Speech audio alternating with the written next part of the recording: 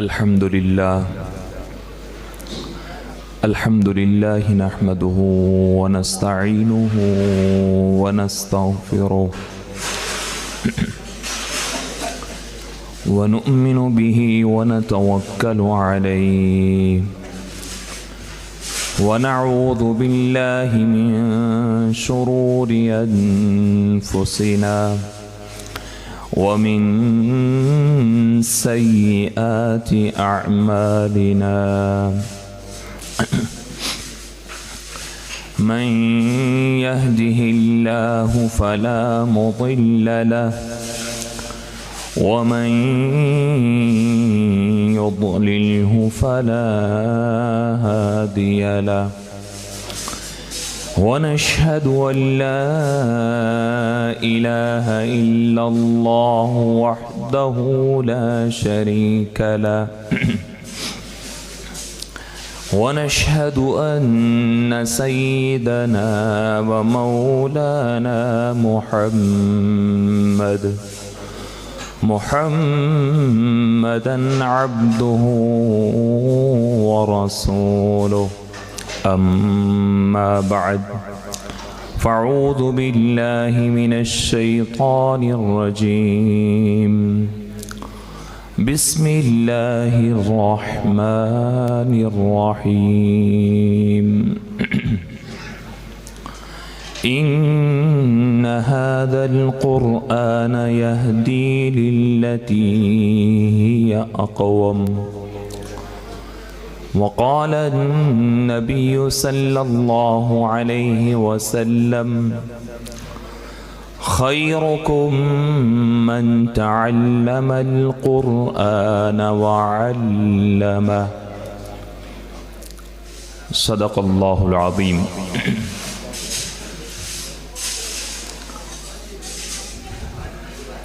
آج کی یہ مبارک مجلس، یہ محفل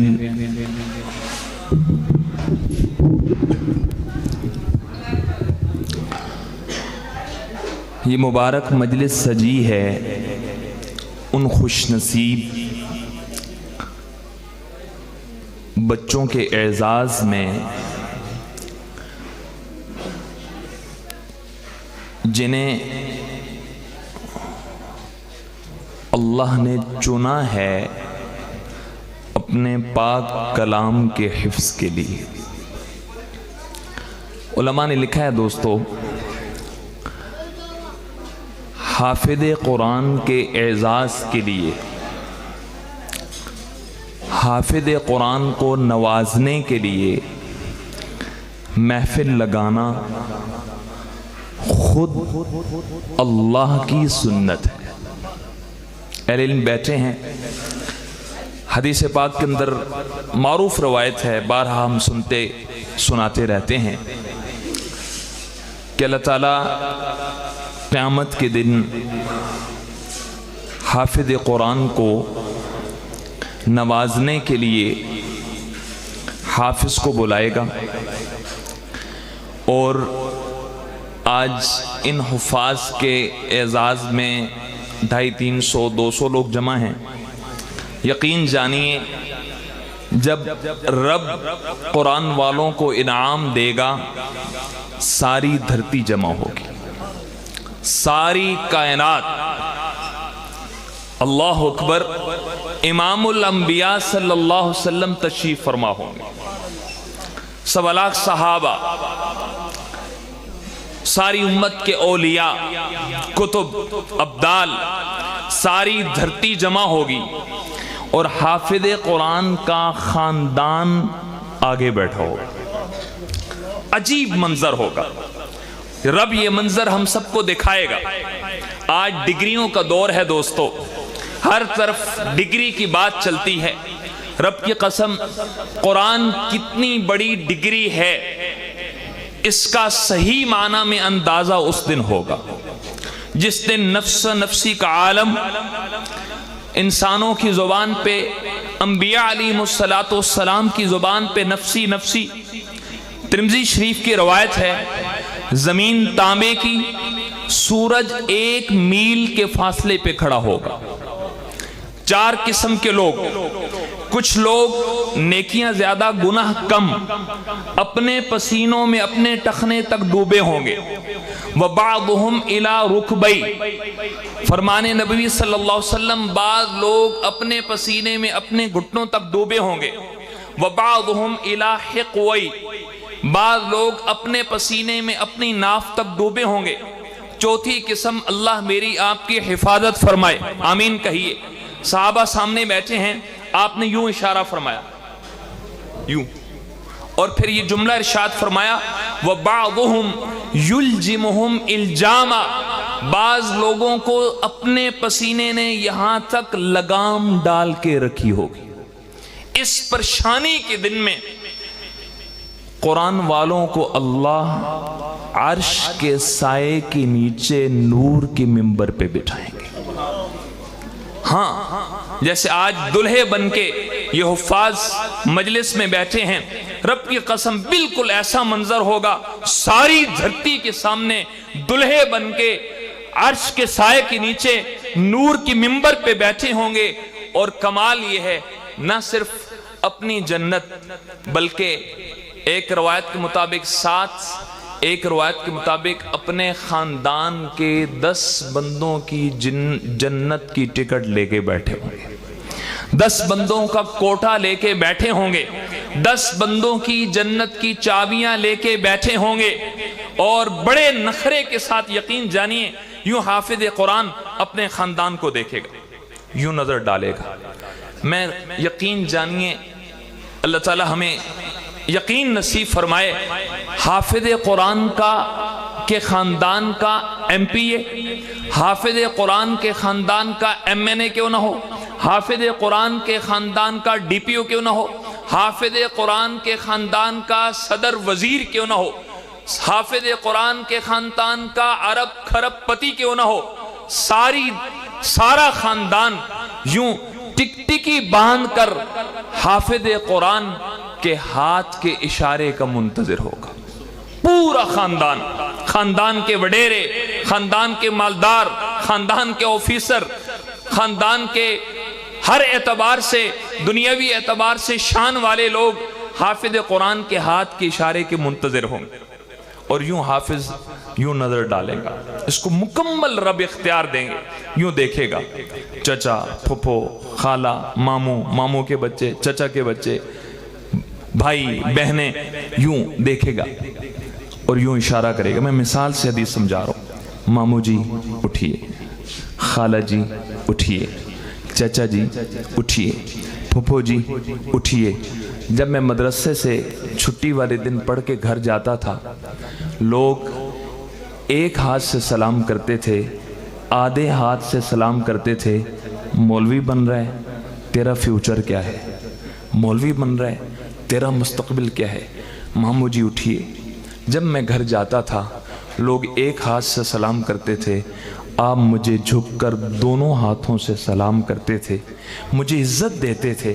خالہ جی اٹھیے، آپ مجھے پیار کرتی تھیں۔ پھپھو جی اٹھیے، آپ مجھے صرف اس لیے عزت دیتی تھیں کہ میرے سینے میں قرآن تھا۔ آپ چچا جی اس لیے عزت دیتے تھے کہ میں قرآن پڑھ رہا تھا۔ رب کی قسم ساری دھرتی کو میرا رب دکھائے گا، حافظ قرآن کا ہلکا سا ماموں، چچا، پھپھو، خالہ، ماموزاد، چچا زاد، بھائی بہن کی طرف اشارہ ہوگا، اللہ ماموں، چچا، پھپھو، خالہ، بھائی بہن، ان کے لیے جنت کے 8 دروازے کھول دیں گے۔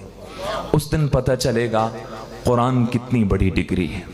اس لیے سب سے پہلے میں ایک دفعہ نہیں 1000 دفعہ کہوں تو بھی کم ہے، مبارکبادی پیش کرتا ہوں ان خوش نصیب ماؤں کو، ان خوش نصیب باپوں کو جنہوں نے اپنے بچے کو قرآن کے ساتھ جوڑا ہے۔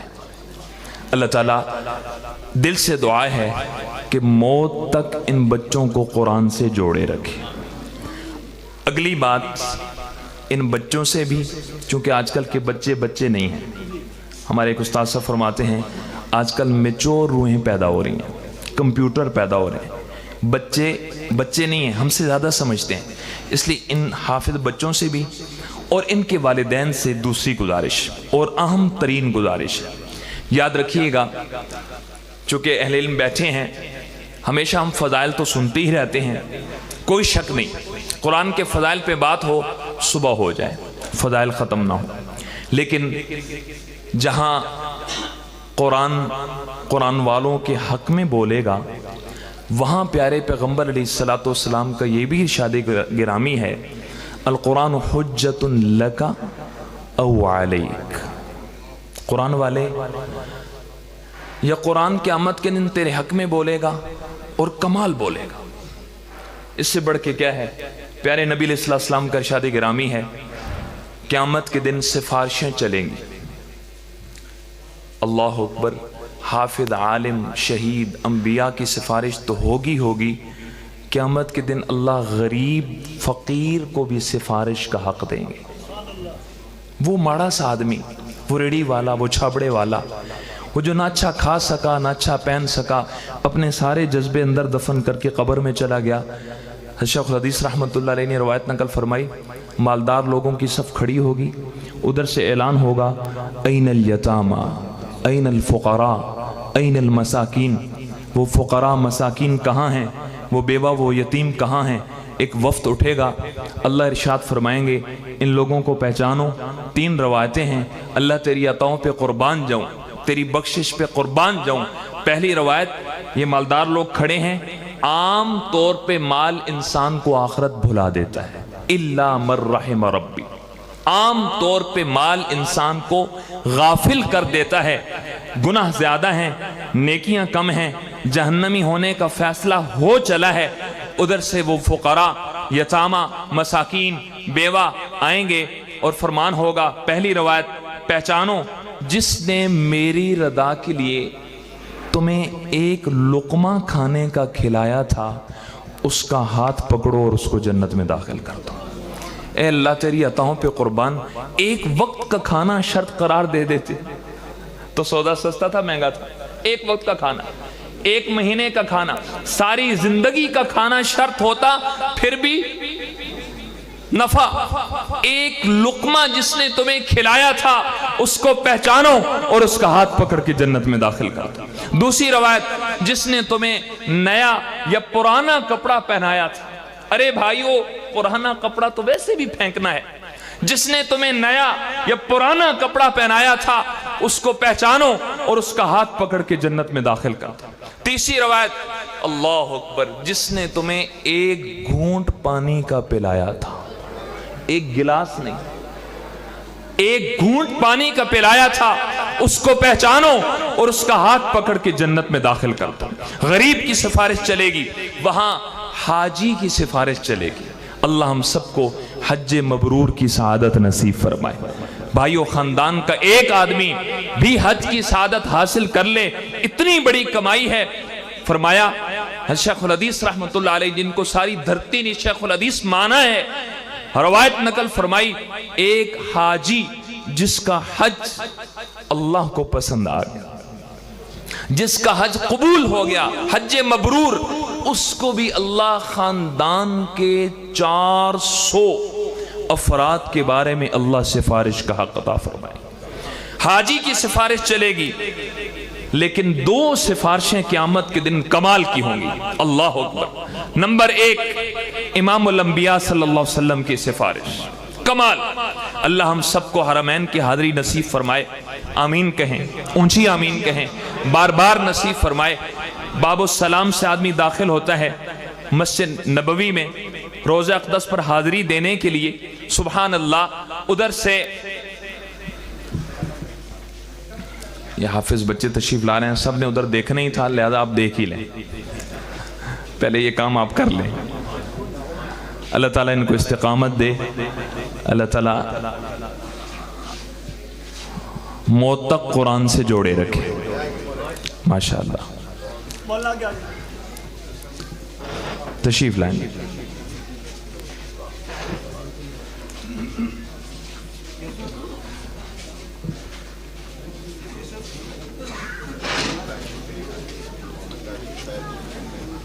بیٹھ جائیں ماشاءاللہ۔ ہاں جی، زیارت ہو گئی۔ اب متوجہ ہو جائیں، اللہ آپ کو جزائے خیر۔ میں نے تول تول کے چند گزارشات عرض کرنی ہیں۔ اقلیدی جو اصل بیان ہے وہ ہمارے استاد محترم حضرت اقدس مفتی طاہر مسعود صاحب دامت برکاتہم سفر میں ہیں، پہنچنے والے ہیں، استادی کا بیان ہوگا۔ ان سے پہلے چند ضروری گزارشات اور بڑے اہم پیغامات میں عرض کرنا چاہ رہا ہوں۔ تو مسجد نبوی میں باب السلام سے داخل ہوں، ریاض الجنہ میں روضہ رسول پر پہنچنے سے پہلے بائیں طرف اللہ ہم سب کو لے جائے، آپ دیکھیے گا وہاں ایک ریاض الجنہ کی طرف داخل ہونے والے دروازے کے اوپر ایک حدیث لکھی ہے، شفاعتی لأہل الکبائر من امتی۔ پیارے پیغمبر علیہ السلام نے ارشاد فرمایا قیامت کے دن میری سفارش امت کے کبیرہ گناہ والے کے حق میں بھی چلے گی۔ یا اللہ، میں اکثر اس روایت کو سوچتا ہوں، پڑھتا ہوں، یقین جانیے ہم جیسے گناہگاروں کے لیے ایک مرہم کی طرح ہے۔ میری سفارش قیامت کے دن میری امت کے کبیرہ گناہ والوں کے حق میں چلے گی۔ اور دوسری قیامت کی بڑی سفارش، دھیان سے روایت سنیے گا، فرمان نبی صلی اللہ علیہ وسلم آقا علیہ السلام نے ارشاد فرمایا قیامت کے دن، بھئی یہ چلنا پھرنا گزارش ہے، جو تو مجبوری میں چل پھر رہے انتظامیہ والے وہ تو ٹھیک ہے، باقی ذرا بیٹھ بھی جائیں اور کچھ تھوڑی سی باتوں کی آواز بھی آ رہی ہے، بیٹا تھوڑی دیر خاموش ہو جائیں، بھئی حضرات متوجہ ہو جائیں، خاموش ہو جائیں۔ کوئی مہمان آئے بھی صحیح تو آپ بات کی طرف متوجہ رہیں۔ حدیث پاک میں آتا ہے سفارشیں تو بہت سی چلیں گی، لیکن فرمان نبوی صلی اللہ علیہ وسلم ہے جو قیامت کے دن اللہ قرآن کو سفارش کا حق دیں گے۔ اچھا، جو قیامت کے دن رب قرآن کو سفارش کا حق عطا فرمائیں گے، فرمایا ایسی سفارش کی طاقت اور قبولیت جو اللہ قرآن کو دیں گے نہ کسی ولی کو ملے گی نہ کسی نبی کو ملے گی۔ جو سفارش کی طاقت کسے ملے گی بولیے، اور قرآن کس کے بارے میں سفارش کرے گا؟ قرآن والوں کے بارے میں سفارش کرے گا۔ قرآن کی سفارش کی طاقت نہ کسی ولی کو ملے گی نہ کسی نبی کو ملے گی۔ اللہ ہمیں توفیق عطا فرمائے ہم اپنی اولادوں کو قرآن سے جوڑیں، اپنی اولادوں کا رشتہ قرآن سے جوڑیے۔ لیکن میں درخواست کر رہا تھا حافظ بچوں سے اور ان کے والدین سے، قرآن کے فضائل اس حافظ قرآن کو ملیں گے، بالکل کھلے انداز میں عرض کر رہا، جو موت تک قرآن سے جڑا رہے گا۔ یاد رکھیے گا، ہوتا یہ ہے کہ مدرسے میں بچہ حفظ کرتا ہے اور مدرسہ میں حفظ کرنے کے بعد کالج یونیورسٹی جاتا ہے، دائیں بائیں کاروبار میں لگتا ہے، منع نہیں ہے، لیکن چند دنوں، چند ہفتوں، چند مہینوں کے بعد مدرسے میں حافظ قرآن تھا، اور میں اکثر اس کو یوں کہتا ہوں مدرسہ سے نکلتے ہی اللہ حافظ ہو گیا۔ چند دن اللہ حافظ کون ہوتا ہے؟ حافظ رہنا ہے، اللہ حافظ نہیں ہونا۔ اللہ حافظ کون ہوتا ہے؟ چند دن بعد سر سے ٹوپی غائب، کچھ عرصہ بعد داڑھی غائب، اور اللہ حفاظت فرمائے کچھ عرصہ بعد نماز غائب، لباس غائب، یہاں تک کہ کچھ عرصہ بعد حافظ قرآن جس کے سینے میں رب نے اتنی بڑی دولت رکھی تھی اس کا حلیہ اور اے بی سی پڑھنے والے کے حلیے میں کوئی فرق نہیں رہتا۔ اب اس پہ موت تک بچہ قرآن سے جڑا رہے، اس پر قرآن کا رنگ نظر آئے، جیسے آج نظر آ رہا، موت تک اس پر قرآن کا رنگ نظر آئے، اس میں پہرا دینا پڑے گا ماں باپ کو۔ یہ ڈیوٹی ہے، ماں باپ کی ذمہ داری ہے کہ بچہ موت تک قرآن سے جڑا رہے اور قرآن کا رنگ بچے پر نظر آئے، پھر تو قرآن حجت لک، کمال درجے میں قرآن تمہارے حق میں بولے گا۔ وگرنہ جس پیارے سرکار صلی اللہ علیہ وسلم نے حجت لک فرمایا، آپ ہی کی زبان اقدس سے اگلا جملہ نکلا ہے، آپ نے ارشاد فرمایا او حجت علیک، قرآن والے یہ بھی چانس ہے کہ قرآن تیرے خلاف بول پڑے، اور وہ کب ہوگا کہ قرآن والے نے قرآن والی زندگی نہیں گزاری، قرآن کا رنگ اس پہ نہ چڑھے۔ یاد رکھیے گا، اہل علم بیٹھے ہیں، اٹھائیے حیات و صحابہ، کمال دین کا ہر باب سمجھنے کے لیے ہمیں دستک دینی پڑے گی صحابہ کے دروازے پر، اٹھائیے حیات و صحابہ حضرت فاروق اعظم رضی اللہ تعالیٰ عنہ کے بارے میں ملتا ہے قرآن کی پہلی بڑی سورت ختم کی سورہ بقرہ، اور خوشی میں ایک بڑا اونٹ ذبح کیا، اونٹ ذبح کر کے اپنے دوستوں کی دعوت کی، رشتہ داروں کی دعوت کی۔ ایک صحابی نے پوچھا حضرت ابھی قرآن کی ایک سورت تو آپ نے پڑھی ہے اور اس پر اتنی خوشی کا اظہار؟ میں ان بچوں سے پوچھوں گا ہمیں کتنے اونٹ ذبح کیے ہیں؟ آپ نے تو 114 صورتیں ختم کر لی۔ حضرت فاروق اعظم رضی اللہ عنہ نے ایک سورت ختم کی اور خوشی میں سورہ بقرہ کے ختم پہ اونٹ ذبح کر کے باقاعدہ آج کی زبان میں کہوں گا ایک فنکشن، دوستوں کو بلایا، ایسے محفل لگائی، کھانا کھلایا۔ تو ایک صحابی نے پوچھا حضرت اتنی خوشی، ابھی تو ایک سورت پڑھی ہے۔ اہل علم بیٹھے ہیں، ہم سب کے لیے حضرت فاروق اعظم کا جواب قرآن والوں کے لیے ایک مشعل راہ۔ یقین جانی حیات الصحابہ میں لکھا ہے حضرت فاروق اعظم قسم اٹھا کے فرماتے ہیں اللہ کی قسم سورہ بقرہ میں ایک آیت بھی ایسی نہیں ہے 286 آیات میں سے، سورہ بقرہ میں ایک آیت بھی ایسی نہیں ہے جس پر عمر کا عمل نہ ہو۔ تین باتیں سمجھ میں آئیں، قرآن پڑھا بھی ہے، قرآن سمجھا بھی ہے۔ ابھی تک آپ نے قرآن پڑھا ہے، سمجھا بولے نہیں ہے، لہذا یہی نیت کر لیں کہ انشاءاللہ قرآن سمجھیں گے بھی۔ اپنے والدین کو آج بتا دیں کالج یونیورسٹی کا دروازہ اوروں کے لیے، ہم ساتھ ساتھ ہو سکا تو وہ پڑھ لیں گے، لیکن ہم نے ابھی قرآن کا رٹا لگایا ہے، ابھی قرآن کہتا کیا ہے ہم نے سمجھنا ہے، ہم قرآن سمجھیں گے۔ حضرت فاروق اعظم کی بات سے تین باتیں سمجھ میں آئیں، قرآن پڑھا بھی ہے، قرآن سمجھا بھی ہے، اور قرآن پہ عمل بھی کیا ہے۔ بیک وقت تین کام کیے ہیں، کمال ہے۔ حیات الصحابہ میں دوسری جگہ لکھا ہے صحابہ کرام قرآن پڑھتے تھے، ان کے اساتذہ بھی متوجہ ہوں قاری صاحبان، 10 آیات پڑھنے کے بعد سبق روک لیتے تھے۔ 10 آیت تو بعد سبق بند کر کے دیکھ رہا ہوں، والدین بھی سر پھاڑ دیں گے قاری صاحب کا جی، اور بچہ بھی اور متمم صاحب بھی۔ 10 آیات پڑھنے کے بعد اٹھائیے حیات الصحابہ، 10 آیات پڑھنے کے بعد صحابہ فرماتے ہیں ہم اپنا سبق روک لیتے تھے۔ کیوں؟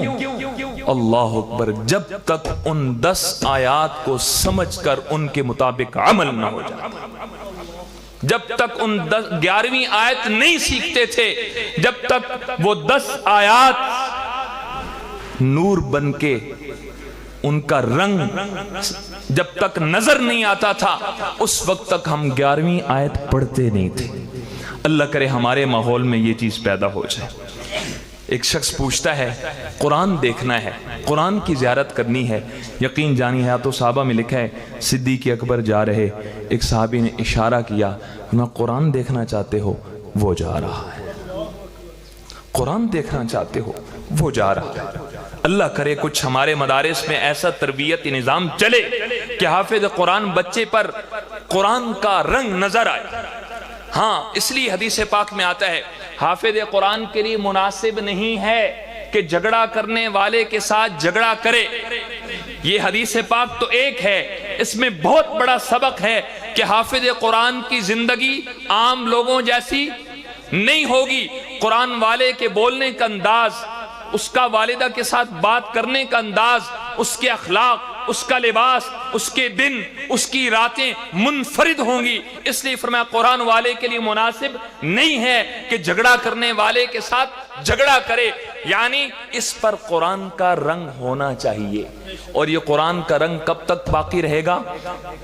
جب تک ماں باپ مدرسے میں جانے کے بعد بھی بچے کو قرآن سے جوڑ کے رکھیں گے۔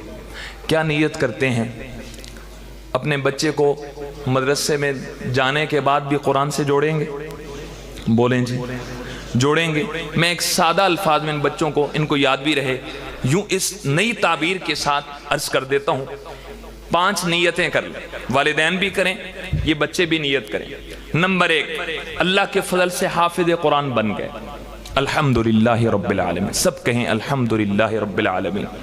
حافظ قرآن بن گئے، 4 کام ابھی باقی ہیں۔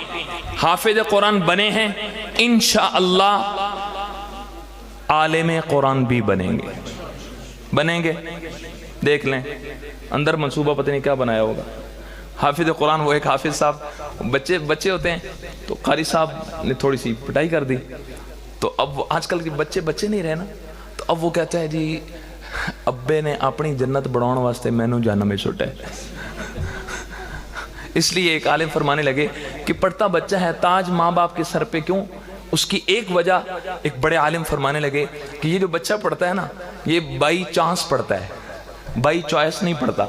چوائس کس کی ہے؟ والدین کی ہے۔ ادب پروگرام تے پتہ نہیں ہوندہ ہے کہ کوئی نہیں، اس لیے تاج ان کو بھی ملتا ہے۔ تو بہرحال حافظ قرآن بنے ہیں تو انشاءاللہ کیا بنیں گے جی؟ بولیں نمبر 1۔ نمبر 2، حافظ قرآن بنے ہیں تو کیا بنیں گے ساتھ؟ بولیں عالم قرآن بھی بنیں گے۔ نمبر 3، عالم قرآن بن کر پھر عامل قرآن بھی بنیں گے۔ عامل قرآن بمعنی قرآن پر عمل، قرآن کا رنگ صبغت اللہ، اللہ کا ایک خاص رنگ ہے جو قرآن والوں پہ نظر آتا ہے۔ حافظ قرآن، پھر عالم قرآن، پھر عامل قرآن، اور پھر چوتھی نیت بھی کر لیں، اللہ اکبر، انشاءاللہ موت تک خادم قرآن بھی بنیں گے، کریں گے قرآن کی خدمت۔ سنیے اس پہ کیا ملے گا۔ حضرت ابو ہریرہ سامنے ہیں، آپ علیہ السلام نے اپنی حیات طیبہ میں جو مدرسہ بنایا، یاد رکھیے گا بھائیو، جتنا اسلام پرانا ہے اتنی ہی مدرسہ کی تاریخ پرانی ہے۔ آپ علیہ السلام نے اپنی حیات طیبہ میں خود مدرسہ بنایا جس کا نام آج بھی کتابوں میں جامعہ الصفہ ملتا ہے۔ اس مدرسے کے طلبہ کی ایک روایت کے مطابق تعداد 400 طلبہ۔ مسجد نبوی کے پیچھے جائیں، آج بھی چبوترا موجود ہے جہاں مسلمان سعادت سمجھ کے وہاں نوافل پڑھتے ہیں۔ اس مدرسے کے حاضر باش طالب علم جناب ابو ہریرہ سامنے کھڑے ہیں۔ آقا علیہ السلام نے ارشاد فرمایا، اے ابو ہریرہ، قرآن پڑھتے رہنا یا پڑھاتے رہنا، قرآن سیکھتے رہنا یا سکھاتے رہنا۔ دھیان دیجیے گا حافظ بچوں، قرآن پڑھتے رہنا یا قرآن پڑھاتے رہنا، قرآن سیکھتے رہنا یا قرآن سکھاتے رہنا۔ ابو ہریرہ، اگر تیری آنکھ اس مشغلے پہ بند ہو گئی، کتنے ایسے حضرات بیٹھے ہیں جو 20، 30، 25 سال سے قرآن کی خدمت میں ہیں، 50 سال سے قرآن کی خدمت میں ہیں۔ فرمایا قرآن پڑھتے رہنا یا قرآن پڑھاتے رہنا، اگر تیری آنکھ اس مشغلے پہ بند ہو گئی، ابو ہریرہ، آسمان سے فرشتے تیری قبر کی زیارت کو یوں لپکیں گے جیسے مسلمان احرام باندھ کر بیت اللہ کی زیارت کو جاتا ہے۔ اس شوق سے جیسے مسلمان ایک تڑپ سے بیت اللہ کی زیارت کو نکلتا ہے، فرشتے تیری قبر کی زیارت کو یوں لپکیں گے جیسے مسلمان احرام باندھ کر بیت اللہ کی زیارت کو جاتا ہے۔ کیا کیا ہے؟ قرآن پڑھتے رہنا یا پڑھاتے رہنا، اور آنکھ اس مشغلے پہ بند ہو جائے، موت تک قرآن کی خدمت۔ تو چوتھی نیت کیا ہے جی؟ بول گئے؟ کیا بنیں گے؟ بولے خادم قرآن۔ ساتھ ایک 5ویں نیت بھی کروا دیتا ہوں، ہم تبلیغی لوگ ہیں، تشکیل کرنی ہوتی ہے۔ انشاءاللہ 5ویں نیت یہ ہے کہ داعی قرآن بھی بنیں گے، قرآن کے پیغام کو لے کے سارے عالم میں پہنچیں گے، قرآن کے پیغام کو لے کے بولیے سارے عالم میں پہنچیں گے۔ میں دہرا دیتا ہوں، حافظ قرآن بنے ہیں، انشاءاللہ عالم قرآن بھی بنیں گے، عامل قرآن بھی بنیں گے، نمبر 4 خادم قرآن بھی بنیں گے، اور پھر انشاءاللہ داعی قرآن بھی بنیں گے، قرآن کے پیغام کو لے کے سارے عالم میں انشاءاللہ پہنچیں گے۔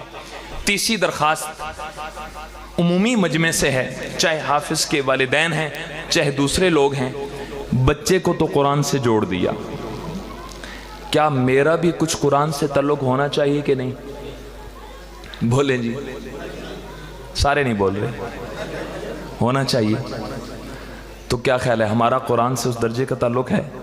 ممکن ہے بچہ دن میں 8 پارے پڑھتا ہو، یہ گردان والا بچہ دن میں 6 پارے دہراتا ہو، 10 پارے پڑھتا ہو، 15 پارے ایک دن میں پڑھ لیتا ہو، اور خدا نہ خواستہ میں ان میں سے تو نہیں، उन 90% मुसलमानों में से तो नहीं जो रमज़ान में कुरान मुकाबले में पढ़ते हैं ख़त्म पे ख़त्म, और 11 महीने कुरान पर मिट्टी चढ़ जाती है, 11 महीने कुरान की ज़ियारत भी नसीब नहीं होती। अल अमान वल हफीज़, कहीं मैं उनमें से तो नहीं। लिहाजा हम भी नियत करें कि इंशाअल्लाह हम अपना ताल्लुक भी कुरान से जोड़ेंगे। आखिरी दर्जे की नियत करवाता हूं, बिल्कुल आखिरी दर्जे की। 24 घंटे में से 10 मिनट कुरान को दे दें। आसान है मुश्किल है जी? स्क्रीन को 2-2 घंटे देते हैं। आजकल तो दादाजी पोते और नवासे वाले मोबाइल पे गेम खेल रहे होते हैं, बाबा जी सफेद दाढ़ी और गेम खेल रहे हैं। इन्ना लिल्लाहि व इन्ना इलैहि राजिऊन। 24 घंटे में से 10 मिनट कुरान को दे दें। कौन कौन नियत करता है? 10 मिनट तरतीब में अर्ज कर देता हूं। फजर पढ़ें, एक दफा सूरह यासीन की तिलावत कर लें, 5 मिनट। मुश्किल है आसान है जी? बहुत आसान। फजर पढ़ें, एक सूरह यासीन की तिलावत कर लें। हदीस पाक में आता है, तिरमिज़ी शरीफ की रवायत है, मुसलमान एक दफा सूरह यासीन पढ़ता है, रब इसके आमाल नामे में 10 खत्मे कुरान का अजर लिख देते हैं। एक 5 मिनट कामल उसकी अताओं पे कुर्बान जाएं, 10 खत्मे कुरान का अजर अल्लाह अमाल नामे में लिख देते हैं। किसी की माँ कब्र में, किसी का बाप कब्र में, एक यासीन पढ़ के अपने प्यारे माँ बाप को इसाले सवाब कर दें, रब की कसम उनकी कब्र चमक उठेगी, नूर से भर जाएगी, रहमतों की बारिश हो जाएगी। रात को सोएं, 5 मिनट कुरान को दे दें। एक छोटी सी सूरत, 30 आयतें हैं, 29वें पारे की पहली सूरत सूरह मुल्क। और ये तो 5 मिनट ज्यादा कह रहा हूं, हाफिज 1.5 मिनट में पढ़ लेता है, नाज़रा खान बहुत ढीला हो तो 5 मिनट में पढ़ लेगा। 5 मिनट सोते वक्त आपने कुरान को दिए। अल्लाह अकबर। फरमाने नबी सल्लल्लाहु अलैहि वसल्लम, जो रात को सोते वक्त सूरह मुल्क पढ़ ले, क़यामत के दिन ये सिर्फ सिफारिश नहीं करेगी, अल्लाह से झगड़ा करेगी। या अल्लाह मुझे पढ़ के सोता था, या इसकी बख्शिश कर दे, या इसको अपने कलाम से निकाल दे। ए अल्लाह, ये इसकी बख्शिश कर दे, या मुझे कुरान से निकाल दे।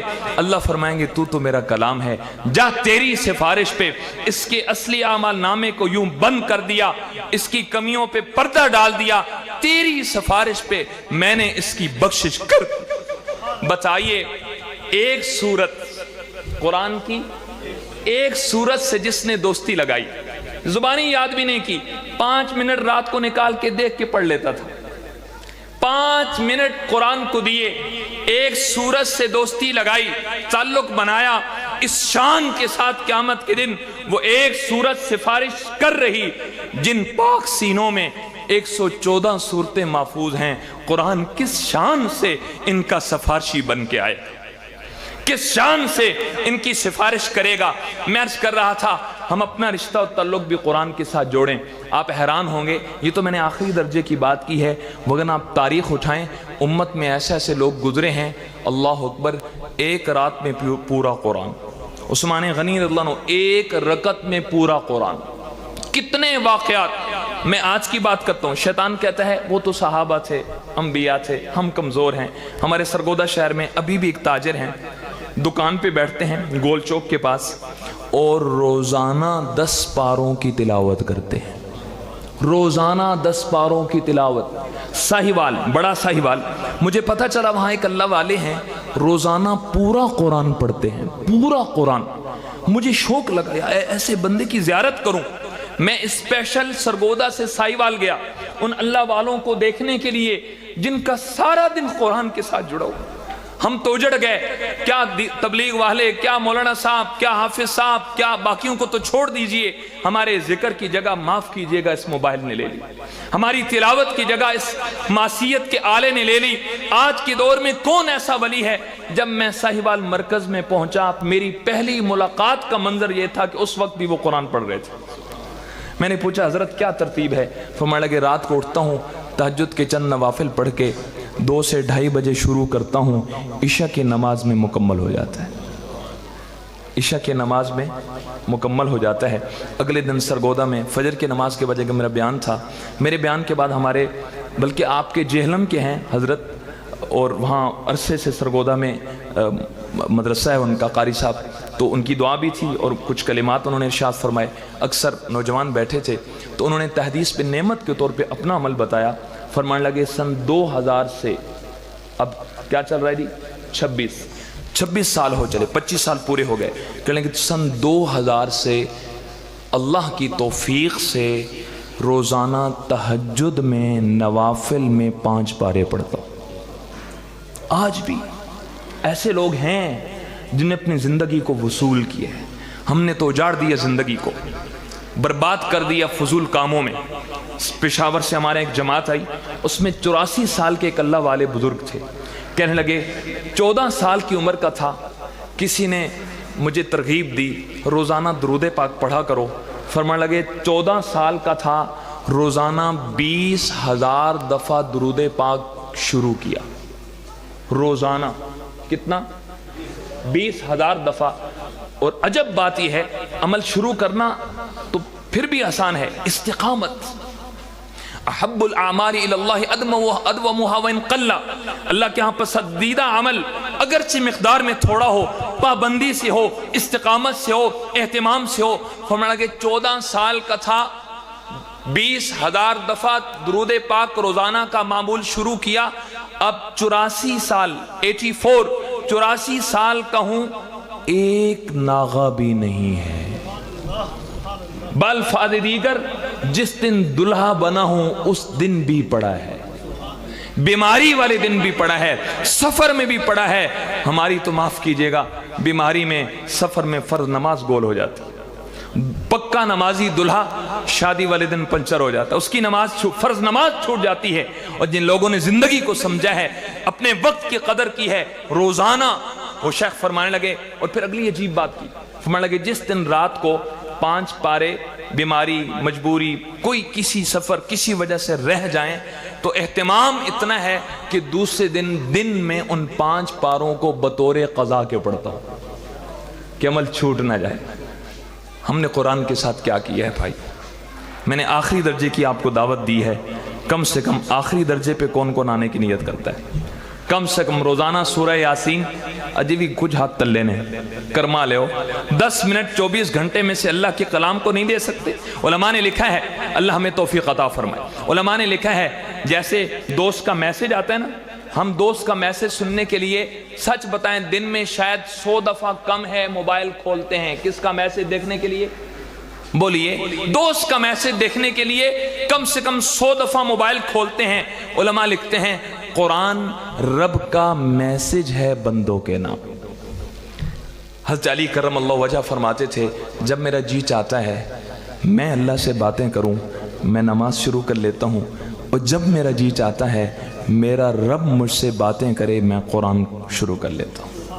قرآن میں رب ہم سے باتیں کرتا ہے. اور عجیب لطیفہ یہ ہے کہ نہ نماز میں پتہ ہے میں اللہ سے کیا کہہ رہا، اور نہ قرآن پڑھتے ہی پتہ ہے اللہ مجھ سے کیا کہہ رہا. ہمارا علمی لیول، پی ایچ ڈی صاحب، ایم فل صاحب، ڈاکٹر صاحب، انجینئر صاحب کا علمی لیول یہ ہے 50 سالہ پرانا نمازی ہے اور اتنا پتہ نہیں کہ میں رب سے کیا کہہ رہا، اور قرآن ہر تراویح میں سنتا ہے، اتنا پتہ نہیں کہ میرا رب مجھ سے کیا کہہ رہا. اس لیے اہل علم سے بھی درخواست کروں گا ہم اپنی مسجدوں میں دروس قرآن کا اہتمام کریں. خدارا میں اکثر کہتا ہوں کوئی پی ایچ ڈی کر لے، سر کر لے، بہت اچھا، ڈاکٹر بن جائے بہت اچھا، لیکن اللہ کی قسم زندگی قرآن بتائے گا، زندگی کا رخ قرآن سمجھائے گا، زندگی کا صحیح طریقہ قرآن بتائے گا. اس لیے ہم سب بچوں کو جیسے قرآن پڑھا رہے اپنی ذات کے بارے میں بھی نیت کریں کہ انشاءاللہ ہم قرآن کو سیکھیں گے. نیت کرتے ہیں انشاءاللہ. اگر کسی کے بال سفید ہو گئے تو وہ بھی نیت کرے. حافظہ کام نہیں دیتا، وہ بھی نیت کرے. ہمارے پاکستان کی بڑی شخصیت مشہور خطیب مولانا زاہد الراشدی دامت برکاتہم، آپ حضرات نے سنا دیکھا ہوگا. ان کی مجلس میں میں نے خود حضرت سے یہ بات سنی، ہمارے سرگودا میں تشریف لائے. فرمانے لگے ہم 12 بہن بھائی ہیں. خان صاحب ہے نا، یہ قوم تو بچے 2 ہی اچھے والی بیٹھی ہے. 12 بہن بھائی. فرمانے لگے ہم 12 میں سے 11 حافظ قرآن. کیا بات ہے، اللہ اکبر. 12ویں بڑی بہن حافظہ نہیں تھی. فرمانے لگے ہم جب عید پہ جمع ہوتے تھے نا تو وہ وہ کہتی مجھے شرم آتی ہے، میرے سارے بہن بھائی حافظ ہیں اور میں اس سعادت سے محروم ہوں۔ اللہ بندے کے عزم پر اللہ کی مدد اترتی ہے۔ فرمانے لگے 60 سال کے بڑھاپے میں عورت ذات ہو کے اس نے قرآن حفظ شروع کیا، ناظرہ بھی نہیں، 60 سال کی عمر ہے، حافظہ ساتھ نہیں دیتا، لیکن اس اللہ والی کی عزم پہ قربان حفظ شروع کیا، اور فرمانے لگے پورا قرآن حفظ کر کے مجھے فون کیا، اور یوں ہی ان الفاظ میں فرمانے لگے کہ مجھے کہا زاہد بھائی آپ نے میرا آخری سبق سننا ہے۔ میں گجرانوالہ سے اس کے گھر پہ گیا اور 60 سالہ حافظہ بہن کا میں نے آخری سبق سنا۔ ہاں بڑھاپے میں بھی ہو سکتا ہے۔ پاکستان کے مشہور خطیب قاری حنیف صاحب ملتانی نابینا خطیب تھے، آپ نے سنا ہوگا، میں نے تو زیارت نہیں کی۔ ان کے بیٹے اس وقت خطیب ہیں۔ سرگودا میں ایک پروگرام میں ہم کٹھے تھے تو بیان میں فرمانے لگے میرا ایک مقتدی 65 سال عمر اور مجھے کہتا ہے مولوی صاحب میں نے ٹائم دو، میں حفظ کرنا ہے۔ میں نے کہا بابا جی میرا ٹائم بڑا مصروف ہے، ظاہر ہے 65 سال کے بڑھاپے میں آپ سے حفظ ہونا کوئی نہیں، میرا وقت ضائع کریں گے۔ تو فرمانے لگے چونکہ ابا جی کے تعلق والے تھے تو میں نے ہاں کر دی، ناراض نہ ہوں، بزرگ ہیں، تو سبق شروع کروا دی۔ حضرت فرمانے لگے کہ میں نے سورہ ملک شروع کروا دی، مجھے پتا تھا حافظ بنیں گے نہیں، چلیں سورہ ملک یاد ہو گئی تو وہ پیکیج تو ملتا رہے گا جو ابھی آپ کو بتایا۔ تو خیر کہنے لگے کہ 9 سال لگے، 9 سال میں سورہ ملک کی 6 آیتیں حفظ کی۔ کہنے لگے پہلے دن ان کو سبق دیا تبارک الذی، سارا دن یاد کرتے رہے، شام جب سنایا تو اس میں غلطی تھی، بہت بوڑھے تھے، حافظہ ساتھ۔ تو 9 سال کے بعد میں نے کہا بزرگوں مہربانی کرو، میرا ٹائم بڑا قیمتی ہے۔ خیر تو کہنے لگے جب میں نے ان کو یوں کہا تو ان کی آنکھوں میں آنسو چھلکا اور کہنے لگے مولانا صاحب مجھے بھی پتا ہے میں حافظ نہیں بن سکتا، بوڑھاپا ہے، ذہن ساتھ نہیں دیتا، لیکن آپ علماء ہی سے سنا ہے کہ مسلمان حفظ شروع کرے اور موت آ جائے قیامت کے دن حافظوں کی صف میں کھڑا ہوگا۔ حج پہ نکلا ہے، ابھی ایئرپورٹ پہ کھڑا ہے احرام باندھ کے، موت آ گئی قیامت کے دن حاجیوں میں کھڑا ہوگا۔